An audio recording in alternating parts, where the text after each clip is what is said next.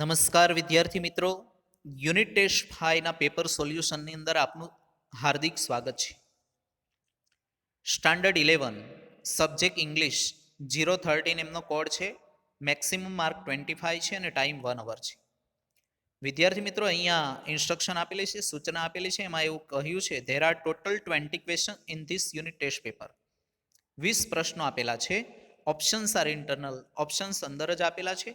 Right the answers of this unit test in a notebook. તમારે આ unit ટેસ્ટના જવાબ છે એ નોટબુક્સની અંદર લખવાના છે.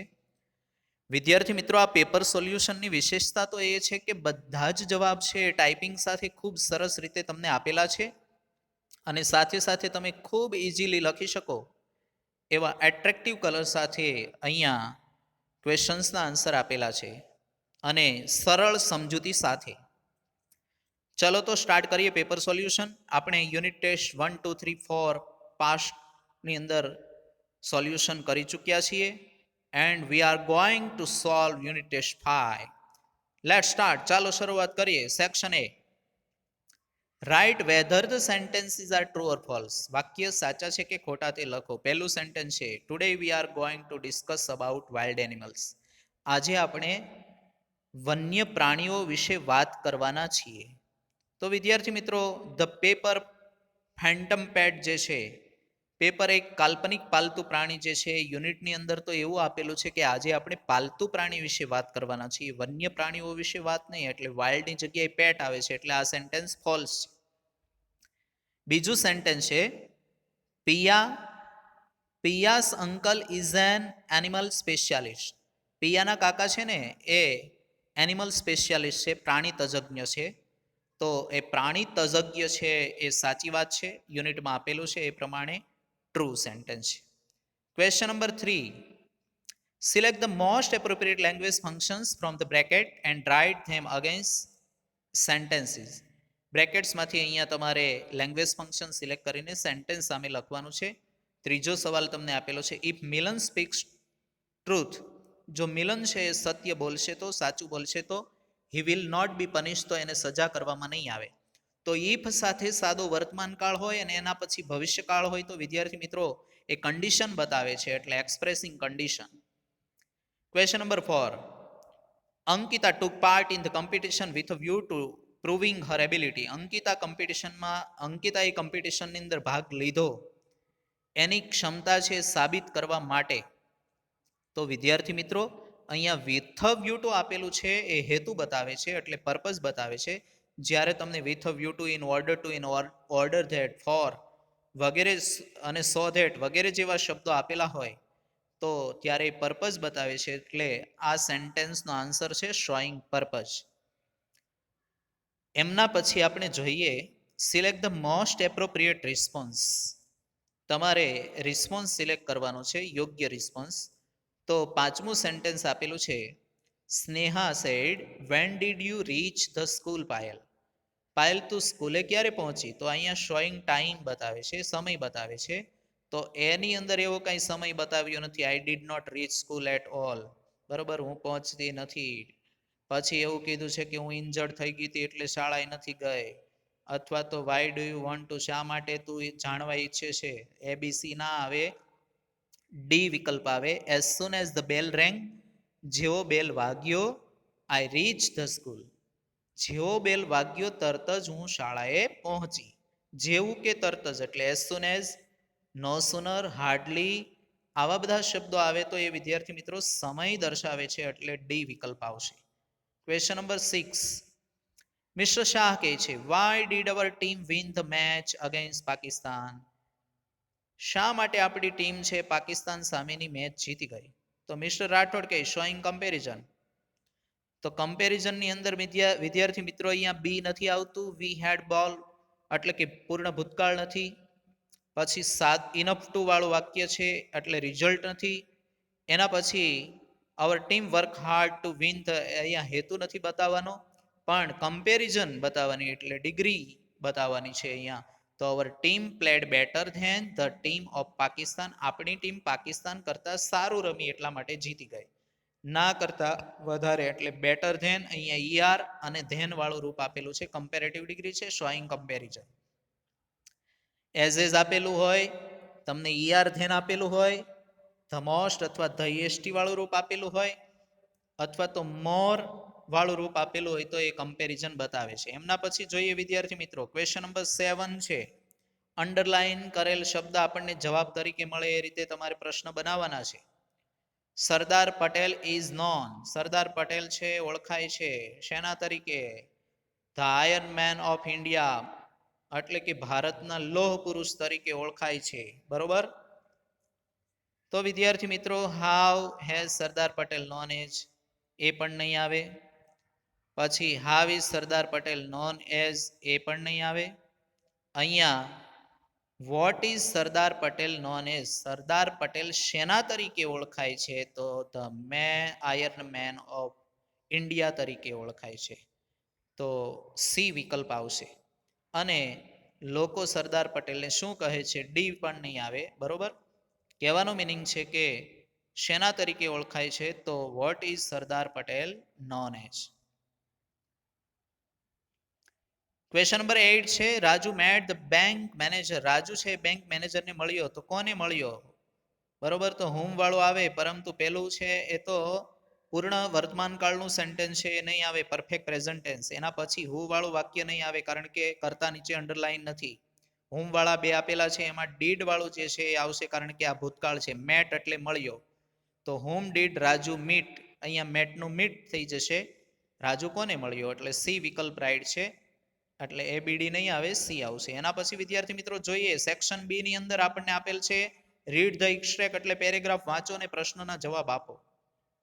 તો રોહન કહે છે મારી પાસે ફિયસેસ ડોગ છે, વર્લ્ડનો સૌથી હિંસક કૂતરો રોટ વ્હીલર નામનો. એનું નામ કિલર છે, બહુ ડેન્જરસ ડોગ છે, ભયાનક ભયંકર કૂતરો છે, પરંતુ એ ઊંચી કક્ષાએ તાલીમ પામેલો છે, એટલે અમારામાંથી કોઈને કરડતો નથી. ટીચર કહે છે થેન્ક યુ રોહન, આપનો ખૂબ આભાર. હવે પછી કોણ? તો બીજો વિદ્યાર્થી ઊભો થાય છે અને એમ કહે છે કે મારી પાસે પર્શિયન કેટ જે છે એમની જોડી છે, ટ્વિન છે, બે એટલે કે જોડિયા પર્શિયન કેટ છે અને જોડિયા પર્શિયન બિલાડીઓ છે. મારા કાકા એવું કહે છે કે આ રંગ ભાગ્યે જ જોવા મળે છે, રેર જોવા મળે છે, અને મારે એમને દરરોજ બ્રશથી સાફ કરવી પડે છે, એના રૂવાટીને કે છે. બરોબર. અને એઓના નામ છે સિલ્વર અને ગોલ્ડ, કારણ કે એ બહુ કિંમતી છે. ધે આવી રીતે વાક્ય એ પૂરું કરે છે. પણ એના ઉપરથી ક્વેશ્ચન આપણને આપેલો છે, why doesn't his dog bite anyone. એનો કૂતરો શા માટે બીજાને કરડતો નથી? તો his dog doesn't bite anyone. પછી વિદ્યાર્થી મિત્રો બીકોઝ આપણે મૂકવું પડશે, કારણ પૂછ્યું છે એટલે. Because the dog is highly trend. એનો કૂતરો છે એ કોઈને કરડતો નથી, કારણ કે હાઈલી ટ્રેન્ડ એટલે કે ઊંચી કક્ષાએ એણે તાલીમ લીધેલી છે, તાલીમ પામેલો છે. Question number 10. What are the names of Persian cats? Persian કેટ્સના નામ કયા છે? તો the names of Persian cats are silver and gold. પહેલા તો તમારે the names of Persian cats લખી નાખવાનું, પછી આર લખીને સિલ્વર એન્ડ ગોલ્ડ લખી નાખવાનું.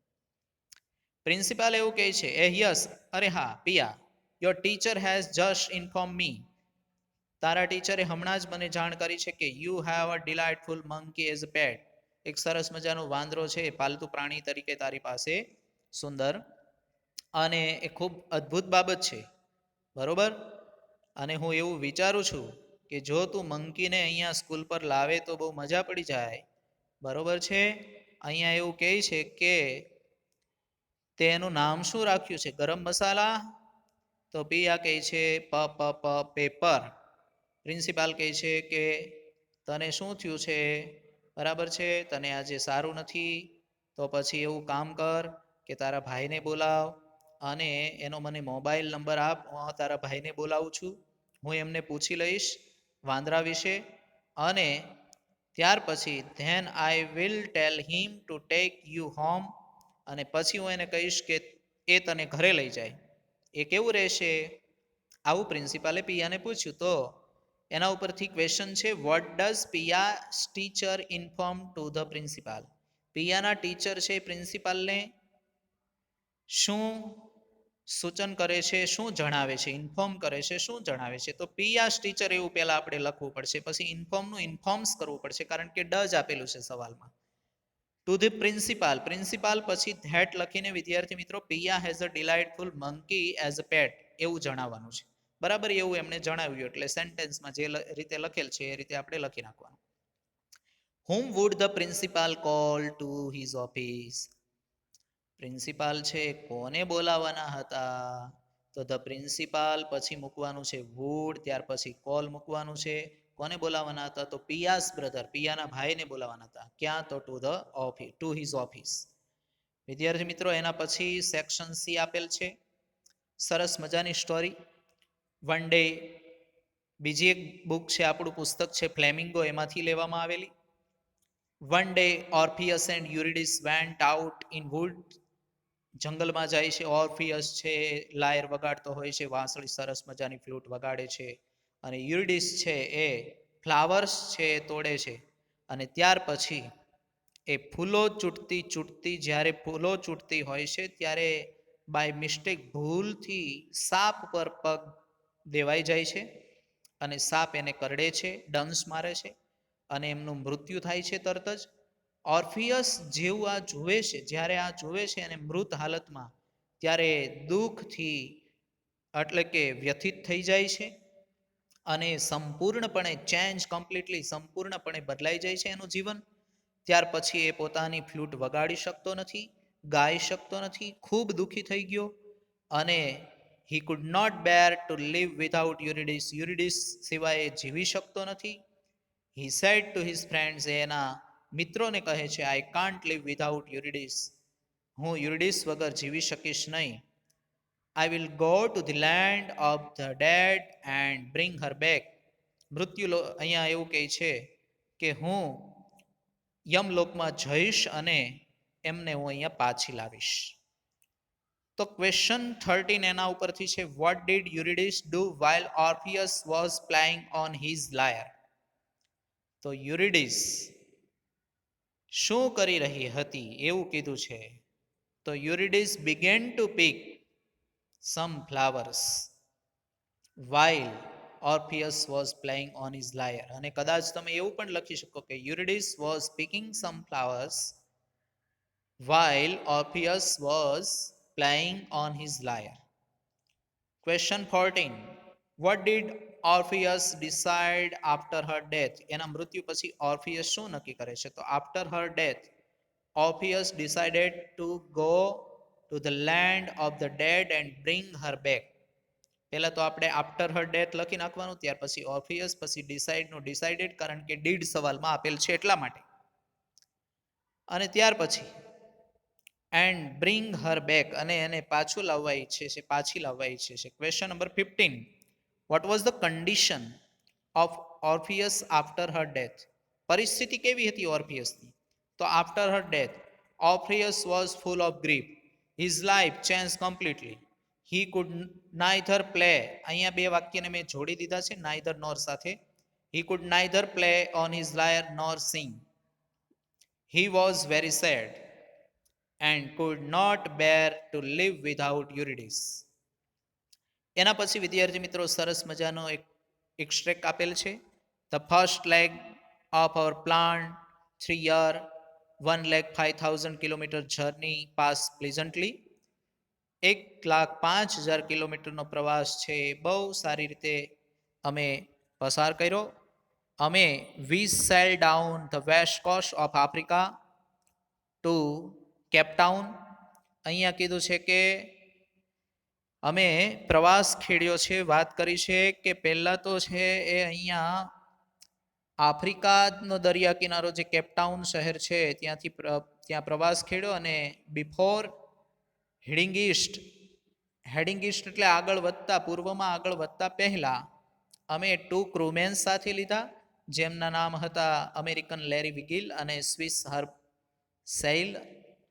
આ જે નામ છે એ 2 ક્રૂમેનને સાથે લીધા, કારણ કે એ દુનિયાના સૌથી મુશ્કેલ ગણાતો એવો જે સાઉધર્ન ઇન્ડિયન ઓશન, એટલે કે અહીંયા ઇન્ડિયન ઓશનની એમને મુસાફરી કરવાની છે એ માટે ટુ ક્રૂમેન સાથે લીધા છે. તો પહેલો સવાલ છે, where did they cell down? તેઓએ ક્યાં પ્રવાસ ખેડ્યો? તો ધે સેલનું કરવું પડશે, સેલ ઈડી લાગશે અને ડાઉન ત્યાર પછી the west coast of Africa to Cape Town.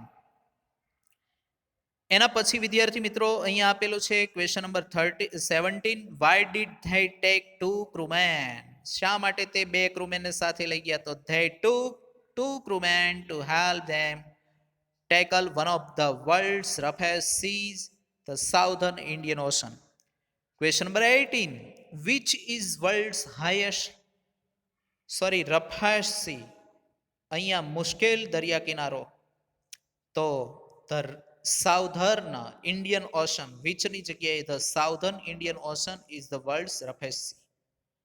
એના પછી સેક્શન ડી ની અંદર વિદ્યાર્થી મિત્રો ડુ એઝ ડિરેક્ટેડ સૂચવ્યા પ્રમાણે કરો. The king is a rich man. અહીંયા બહુ ધનવાન માણસ છે, તો ઇઝનું વોઝ થયું. ત્યાર પછી વિદ્યાર્થી મિત્રો અહીંયા કીધું છે સ્ટાર્ટ લાઈક ધીસ, આવી રીતે શરૂઆત કરો. એમાં the king was the rich man, તો ઇઝનું વોઝ થયું. સાદા વર્તમાનમાંથી સાદો ભૂત, એટલે કે અહીંયા સિમ્પલ પ્રેઝન્ટમાંથી સિમ્પલ પાસ્ટમાં કન્વર્ટ કરવાનો છે પેરેગ્રાફને, એટલે ઇઝનું વોઝ. પ્રેઝ છે એમાં એસ નીકળી જશે એટલે એને ઈડી લાગશે એટલે પ્રેડ થઈ જાય. અને એના પછીનું સેન્ટેન્સ વિદ્યાર્થી મિત્રો આપણને આપેલું છે ગોડ વાળું, તો ગોડ ગ્રાન્ટ્સ છે એનું ગ્રાન્ટેડ કરવાનું, ઈડી લગાડ્યો એટલે આખું સેન્ટેન્સ ભૂતકાળ. અને એના પછીનું સેન્ટેન્સ છે એમાં વોન્ટ્સ આપેલું છે, એમાં ઈડી લગાડી દો એસ કાઢીને એટલે વોન્ટેડ થશે. કહેવાનો મિનિંગ છે કે સેન્ટેન્સની અંદર એક વર્બની અંદર તમે ચેન્જ કરો એટલે આખો ટેન્સ, આખા સેન્ટેન્સનો ટેન્સ ફરી જાય, એટલે બીજા શબ્દને બદલાવાની જરૂર નથી. હા, એન્ડ પહેલા ક્રિયાપદ હોય ને એન્ડ પછી હોય તો બંનેને બદલાવાની જરૂર પડે ખરી. વિદ્યાર્થી મિત્રો 20મો સવાલ છે, Rajveer Sharma writes an email. Email લખે છે બેંક મેનેજરને પાસબુક મેળવવા માટે, ચેકબુક મેળવવા માટે. તો ચેકબુક મેળવવા માટે અહીંયા ઈમેલ લખે છે, તો ઈમેલ લખવો એ બહુ ખૂબ ઈઝી છે. તો પહેલા ફ્રોમ, ત્યાર પછી ટુ, એમાં બંનેના ઈમેલ આઈડી પછી તમારે સબ્જેક્ટ લખવાનું છે. સબ્જેક્ટની અંદર આવશે કે ઇસ્યુ અ ન્યૂ ચેકબુક, બરોબર. ત્યાર પછી વિદ્યાર્થી મિત્રો અહીંયા ડિયર સર, રિસ્પેક્ટેડ સર, ત્યાર પછી I am one of your bank member, હું તમારા એક બેંકનો સભ્ય છું, અને સાથે સાથે પછી એવું લખશે મારો ખાતા નંબર આ તે વગેરે લખીને એ રિક્વેસ્ટ કરશે કે એક ચેકબુક એને ઇસ્યુ કરે. આવો સરસ મજાનો ઈમેલ તમે લખી શકશો. એના પછી વિદ્યાર્થી મિત્રો એના અથવામાં આપેલ છે કે 100 શબ્દમાં તમે સ્પોર્ટ્સ ડે સેલિબ્રેશન જે કર્યું છે ને, એ સ્પોર્ટ્સ ડે સેલિબ્રેશન છે તમારે લખવાનું છે.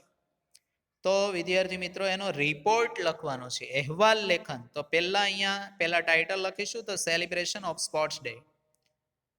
અને સિદ્ધિ સ્કૂલ આપણે લેફ્ટ સાઈડ છે એ લખી શકીએ, સિદ્ધિ સ્કૂલ. ત્યાર પછી સુરત, ત્યાર પછી જાન્યુઆરી 12, 2020. વિદ્યાર્થી મિત્રો અહીંયા જાન્યુઆરી 12, 2020 એવું લખી શકીએ, અને એવું પણ લખી શકીએ કે 12th જાન્યુઆરી 2020. આ રીતે બંને રીતે ડેટ લખી શકાય. ત્યાર પછી તમારે શરૂઆત કરવાની છે કે જીવનની અંદર છે એ સ્પોર્ટ્સ ને ગેમ જરૂરી છે. Sports and games are essential in our life. We need to be fit and healthy. આપણે હેલ્ધી અને ફિટ રહેવાની જરૂર છે. The sports day was celebrated in our school with great enthusiasm. બહુ ઉત્સાહપૂર્વક છે એ ઉજવવામાં આવ્યો. It started at 8 AM on our school playground. School playground પર 8 વાગે એમની શરૂઆત થઈ. Different games and sports were arrange for the students of the school. શાળાના વિદ્યાર્થીઓ દ્વારા ઘણી બધી અલગ અલગ ગેમ્સ અને સ્પોર્ટ્સ છે યોજાઈ. Our sports teacher mister Donga wish us best of luck. અમારા સ્પોર્ટ ટીચર મિસ્ટર ડોંગાએ અમને બેસ્ટ ઓફ લક છે એ કહ્યું.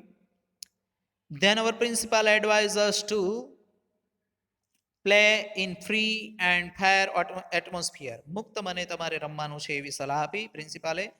Then our chief guest famous athlete Sarita Gaikwad waved the flag.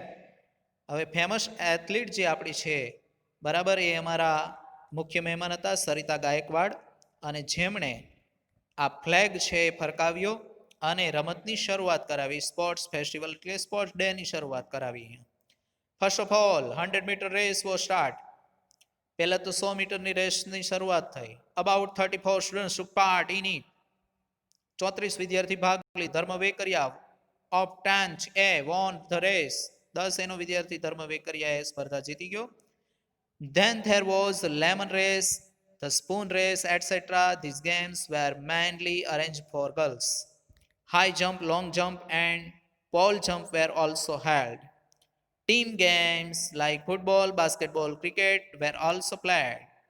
I was the captain of our 10th B cricket team. Our team won the final by 5 wickets. I was awarded the man of the match. Our teachers were the umpires and the referees for the day. Teacher umpire બન્યા, referee બન્યા. Teacher ઘણું બધું કાર્ય કરી શકે છે. There was atmosphere like a big day. Atmosphere તો એવું હતું જાણે મોટો દિવસ હોય. The collector, Dr. Dhaval Patel was the chief guest. Almost 200 students participated. 200 વિદ્યાર્થી ભાગ લીધો. Winners were given medals. વિનર્સને મેડલ્સ આપવામાં આવ્યા, સર્ટિફિકેટ્સ આપવામાં આવ્યા મુખ્ય મહેમાન દ્વારા. He congratulated the winners and encouraged the rest of the participants. વિનર્સને, વિજેતાઓને અને પાર્ટિસિપન્ટ્સ એટલે ભાગ લેનારાઓને એમણે અભિનંદન પાઠવ્યા. Thus the program came to an end. આવી રીતે પ્રોગ્રામ છે એમનો અંત આવ્યો. Best of luck by Nilesh sir Vekariya. વિદ્યાર્થી મિત્રો, આ સરસ મજાનું પેપર સોલ્યુશન તમને કરાવ્યું. ગમે તો લાઈક કરવાની, બરોબર છે, અને ગમે તો બીજાને શેર કરવાનું. તમને સરસ લાગ્યું હોય તો બીજાને પણ આપણે આપીએ, બીજા પણ આગળ વધે એવી ભાવના રાખીએ. વિદ્યાર્થી મિત્રો, આવી ભાવના સાથે આપણે આગળ વધતા રહીએ અને હવે પછીની જે બધી એક્ઝામ છે એમના પણ સરસ મજાના પેપર સોલ્યુશન્સ તમને આ રીતે મારા દ્વારા તમને પ્રાપ્ત થશે અને ખૂબ તમે આગળ વધો એવી શુભકામના. બેસ્ટ ઓફ લક. અને ભવિષ્યની અંદર આવી રીતે ખૂબ સારી તૈયારી કરીને આગળ વધો. Best of luck all of you.